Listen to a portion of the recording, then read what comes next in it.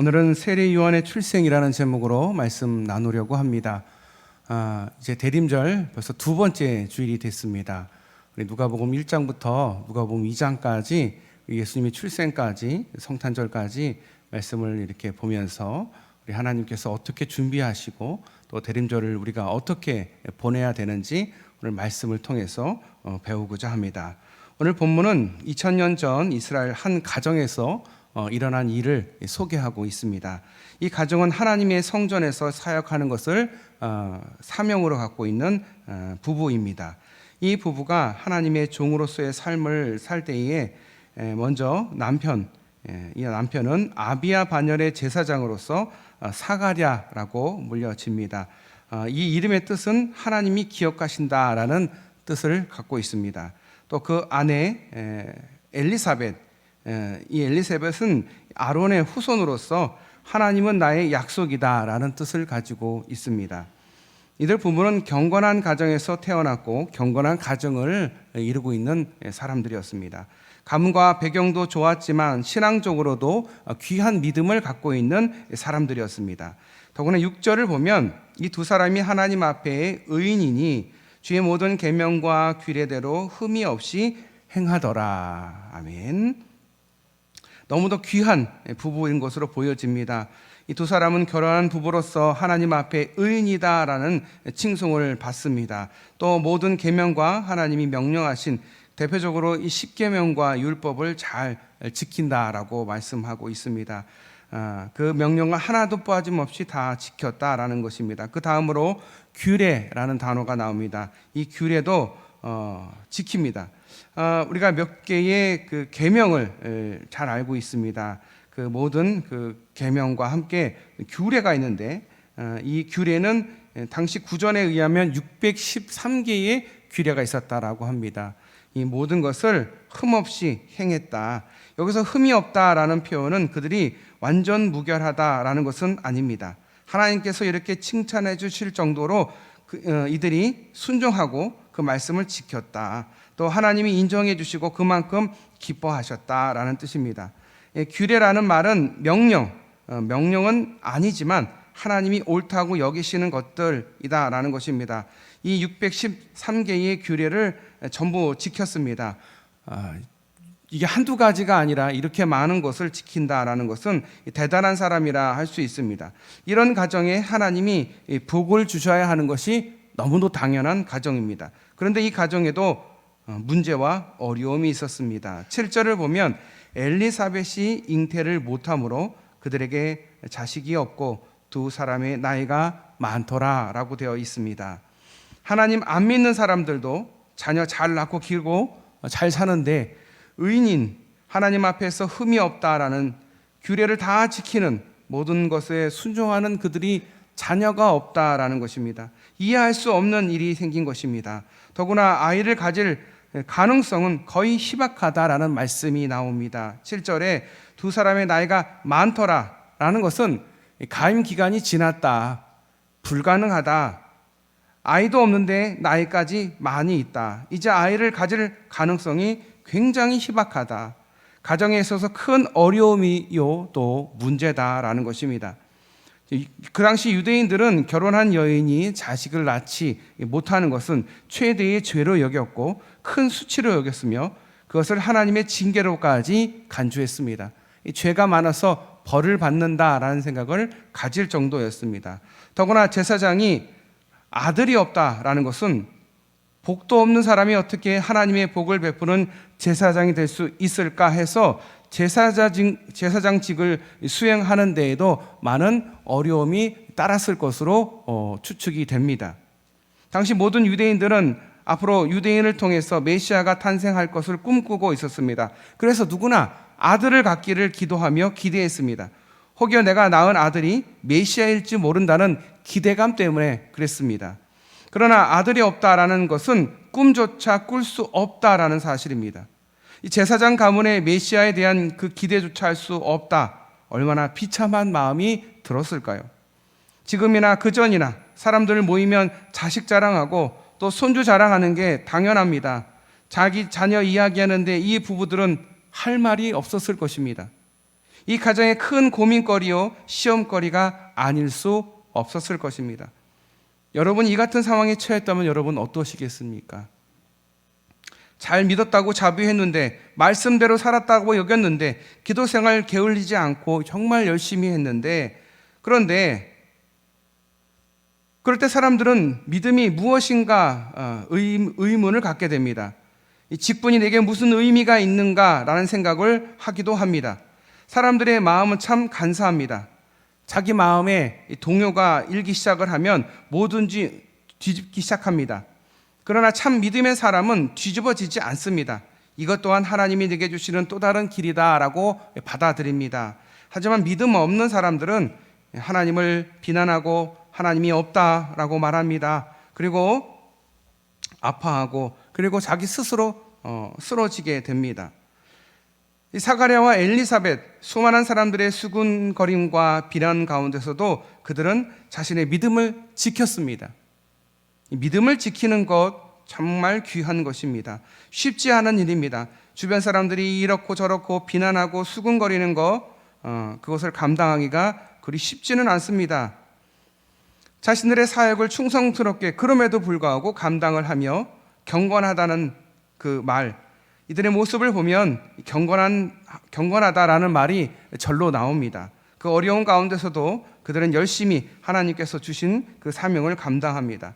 세상의 모든 사람들이 쉽게 편한 길을 간다 할지라도 자신들의 삶에 대한 뜻을 자신들이 잘 모른다 할지라도 보다 높은 하나님의 뜻에 순종하며 살겠다라는 굳은 의지와 그 결단의 그 삶이 하나님의 사람들의 모습이어야 한다라는 것이 이 두 부부의 모습으로 우리가 알게 됩니다. 또한 8절 9절을 보시면 하나님께서 사가랴에게 은혜를 주시는데, 어느 날 제사장 직무를 행해야 되므로 제비를 뽑게 됩니다. 그 제비 뽑을 때에 사가랴가 뽑게 됩니다. 성전에 섬기는 제사장으로 뽑히게 되는 것인데, 이 제사장으로서 최고의 영광을 누리게 된 것입니다. 그 당시 제사장은 약 2만 명에 가까웠다라고 합니다. 그 많은 사람들이 다 하나님 성전에 가서 할 수는 없었고, 그 중에서 제비를 뽑습니다. 2만 명을 24반열로 나누어 900명씩 각 반열에 있게 합니다. 그 중에 선택되는 것은 제사장들에게 최고의 영광이 아닐 수가 없습니다. 그 가운데에 분향할 제사장을 뽑는 것은 하나님이 특별히 선택한다라는 그 자부심을 가질 수밖에 없습니다. 그런 자부심을 갖게 된 것이 바로 사가랴입니다. 보통 제사장들이 평생 이런 분향할 수 있는 기회가 없어서 평생 그것도 못하고 죽는 경우도 있다라고 합니다. 이것을 보면 하나님은 우리가 곤고한 중에도 은혜를 주시는 분이다라는 사실을 알 수가 있습니다. 성전에서 섬기는 이 제사장으로 뽑히는 것, 다른 모양으로 하나님이 주시는 은혜입니다. 두 부부가 아이가 없어서 힘들어할 때 하나님은 아이를 주시지는 않았지만 이렇게 은혜를 허락해 주셨습니다. 만약에 이것조차 없다면 두 사람은 아마 큰 실망감에 사로잡혔을 것입니다. 하나님이 우리를 사랑하시는가? 사랑하시지 않는가? 하나님이 우리의 기도를 듣지 않으시는가? 이제 하나님의 축복은 끝난 것인가? 이런 생각을 할 수밖에 없었을 것입니다. 그러나 하나님은 여전히 그들을 사랑하셨습니다. 언제나 함께 하셨습니다. 하나님의 때가 되면 쓰기를 원하십니다. 그때마다 그 다른 은혜를 주시는 우리 하나님이십니다. 우리가 위기와 어려운 가운데 있다 할지라도 하나님은 그때 필요한 은혜를 허락하십니다.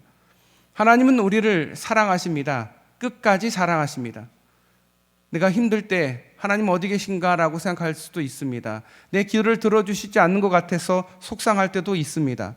내 기도가 이렇게 오랜 동안 하나님 앞에 아뢰는데도 불구하고 응답하시지 않는 하나님에 대해서 원망할 수도 있습니다. 하지만 하나님은 그 사랑을 포기하지 않으셨습니다. 주님을 보내셔서 주님이 끝까지 우리를 사랑하게 하셨고 그 핏값으로 우리가 구원받았던 그 모습을 보자면 우리의 기도 또 우리의 삶은 하나님이 절대 포기하지 않으십니다.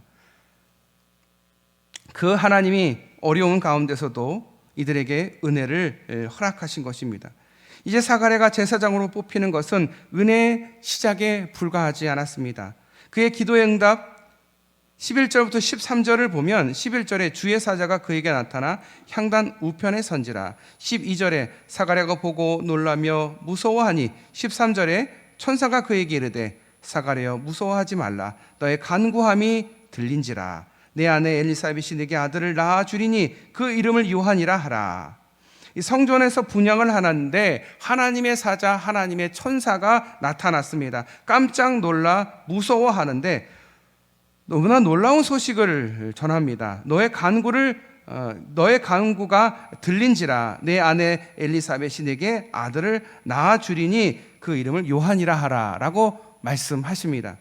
자, 이 말씀에서 사가랴의 기도를 들었다라는 말을 합니다. 그런데 여기서 내 기도를 들었다라고 말하지 않습니다.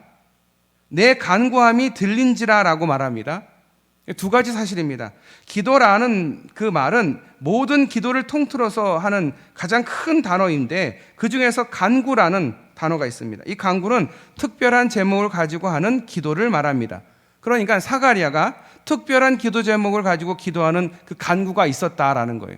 그런데 그 간구가 뭐였느냐? 그 특별한 기도가 뭐였느냐? 바로 아들을 달라는 기도였을 것이다라는 거예요. 왜냐하면 바로 그 간구를 들으셨다라고 하시면서 그 응답의 내용이 뭐냐? 내 아내 엘리사벳이 내게 아들을 낳아 주리니 라고 말했으니까 아마 간구한 것은 엘리사벳이 아들을 낳는 것, 아마 그것을 생각했던 것으로 됩니다. 그러니까 특별한 기도 제목은 다른 게 아닙니다. 아들을 갖게 되는 것입니다.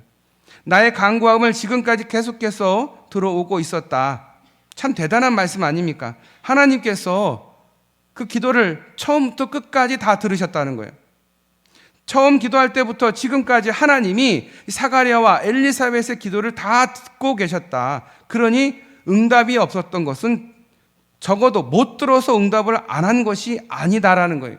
다 듣고 있었다. 이미 듣고 알고 계신다. 다만 특별한 목적이 있어서 응답을 미루고 있었다라는 것을 말씀하고 있습니다. 이 깊은 이유를 모르는 우리들은 답답합니다. 애가 탑니다. 왜 기도 응답이 이렇게 더딜까? 왜 하나님은 나에게 응답을 안 해주시는 것일까? 그러나 하나님은 특별한 이유가 있어서 이렇게 응답을 미루신다라는 것입니다. 그러면 우리의 기도가 참 은혜가 되고 위로가 됩니다. 아, 내 기도는 언젠가 하나님께서 들어주시겠구나. 내가 남편을 구원하기 위해서, 내 자녀를 구원하기 위해서, 내 친정 식구들, 그들을 구원하기 위해서 기도했는데 하나님께서 잠시 미뤘을 뿐이지 하나님께서 기도를 들어주시는구나 라는 것을 오늘 말씀을 통해서 우리가 알 수가 있습니다. 사랑하는 성도 여러분, 그 기도에 대해서 하나님은 다 우리의 기도를 하나도 빠짐없이 다 듣고 계신다라는 사실, 응답이 없는 것은 하나님이 못 들으셔서가 아닙니다. 하나님의 특별한 목적을 이루기 위해서 응답을 조금 늦췄을 뿐이다라는 것입니다. 우리는 굉장히 급합니다. 우리나라 민족만큼 이렇게 급한 민족이 없습니다. 기도도 빨리 해주기를 바랍니다. 하지만 그 기도가 조금 늦춰질 수 있다. 기도의 응답의 때가 있다라는 사실을 우리가 볼 수가 있습니다. 우리 기도의 때가 있고 우리 기도를 주님께서 들어주심을 믿으시기를 바랍니다. 할렐루야. 한 10분만 아멘 하셔가지고 10분만 기도의 응답 받으실 것 같아요. 다시 한번 물어보겠습니다. 여러분의 기도가 분명히 하나님께서 언젠가는 들어주실 것이다 라고 믿고 기도하시는 저와 여러분 되시기를 축복합니다. 하나님께서 꼭 들어주십니다. 여러분, 여기서 가장 중요한 사실은 엘리사벳과 그리고 사가랴가 이미 늙어서 소망이 없었지만 자녀를 가지려고 할 수 있는 상황이 아님에도 불구하고 계속 기도했다라는 겁니다. 그러니까 우리는 기도할 때 이거는 안 될 거야. 이거 어떻게 하나님이 해주실 수 있겠어라고 접어두고 기도하지 않는 기도가 많습니다. 불가능하다라고 내가 스스로 판단하기 때문에 그렇습니다. 그런데 이 사가랴와 엘리사벳은 거의 불가능한, 거의 희박한, 늙었고 정말 아직까지 아이를 갖지 못한, 태의 문조차 열린 적이 없는, 그럼에도 불구하고 그런 상태에서도 이 문제를 계속 기도해 왔다라는 사실입니다. 만약에 그렇게 하지 않았다면 본문은 내가 과거에 기도했던 기도의 제목에 대해서 내가 응답하신다라고 기록했을 것입니다. 그러나 본문의 말씀을 잘 보면 어떻게 되어 있냐? 너의 간구를 지금까지 들어왔다라는 거예요. 처음부터 끝까지 들어왔다. 대반전의 역사가 항상 하나님께로부터 시작이 됩니다. 나로부터 반전이 시작이 되는 게 아닙니다. 하나님께로부터 반전이 시작이 됩니다. 상상을 초월하는 역사가 하나님께로부터 일어나는 것입니다. 하나님의 종의 가정에 하나님의 축복의 역사가 일어나고 있습니다. 그러면 우리의 가정에도 똑같이 동일합니다. 하나님은 우리에게 축복해 주시기를 원하십니다. 물론 때가 이른 경우도 있고 아직 우리가 볼 때 좀 더 빨리 하나님의 은혜와 하나님의 축복이 임했으면 좋겠다라고 생각하지만 하나님의 때가 분명히 있고 하나님은 우리를 분명히 축복해 줄 믿으시길 바랍니다. 하나님이 나는 사랑해 주시지 않고 나도 다른 사람들처럼 잘 되고 성공하고 싶은데 내 자녀들이 정말 잘 됐으면 좋겠는데 왜 축복이 더딜까? 하나님의 때가 있기 때문이다라는 것입니다. 그 하나님의 때에는 우리 생각과 잘 맞지를 않습니다. 왜? 하나님도 하나님 생각이 있고 하나님도 하나님의 계획이 있기 때문에 그렇습니다. 그러니까 우리가 그것을 인정해 줘야 되는데 자꾸 우리가 하나님을 내 계획에 맞추려고 내 때에 맞추려고 내 때에 안 맞추면 안 맞춰졌다고 섭섭해하고 삐지는 거죠. 그럴 필요가 없습니다. 그냥 하나님 때에 맡기면 하나님이 하나님의 때에 하나님의 방법으로 일하십니다. 우리가 그 사실을 믿어야 합니다. 왜냐하면 우리는 하나님이 아닙니다. 우리는 하나님의 종이요 하나님의 자녀입니다. 할렐루야. 믿음의 위대함은 바로 거기 있습니다. 하나님을 하나님으로 보는 거예요. 하나님의 놀라운 은혜를 체험하고 싶습니까? 그러면 하나님을 하나님으로 믿으셔야 됩니다. 하나님을 나의 도깨비 방맹이나 아니면 내가 필요한 것을 주는 분이라고 생각하는 것이 아니라 하나님을 하나님으로, 그러면 하나님이 하나님의 선한 역사를 우리를 통해서 이루어 가십니다. 이 성탄의 계절을 맞이해서 우리가 대림절에 지금 있습니다.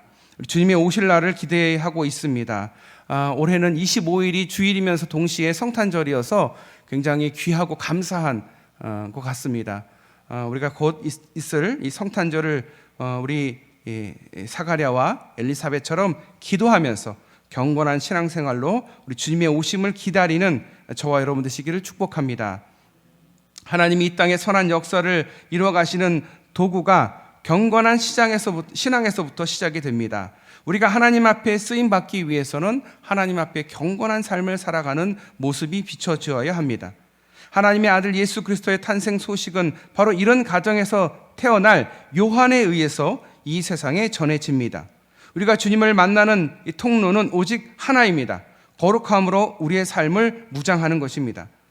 인간적으로는 볼품없는 한 가정, 그러나 그들의 신앙의 경건함으로 보석처럼 빛나서 그 어두운 시대를 밝히는 일을 하게 됩니다.